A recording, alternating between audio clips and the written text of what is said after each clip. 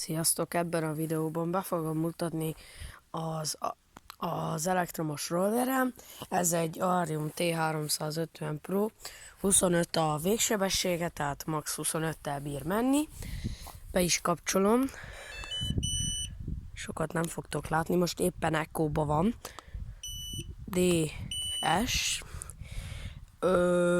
Én lemértem, Play áruházon töltöttem le egy kilométerórás autós kilométer per óra mérőt, és hát én 29-et mértem lejtől lefelé, amúgy meg 26-tal is bírt menni, tehát nem bír olyan jól, vagy hát nem mér olyan jól a kilométer órája, tehát az ára amúgy okés, tehát ennyiért nincs annyira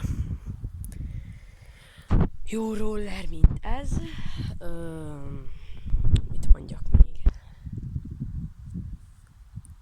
Igen, ugye már mondtam, ez egy T350 Pro, ez már Pro, a régi ami volt, itt a hegesztése itt eltört, belül itt egy vékoncső van itt középen, így, vagy hát lap. Amúgy azt tört el, kaptam ingyen egy újat, mert nem tudták megcsinálni, tehát na, hát nem is mondom tovább, ez egy Arium T350 Pro volt, én Balázs voltam, sziasztok!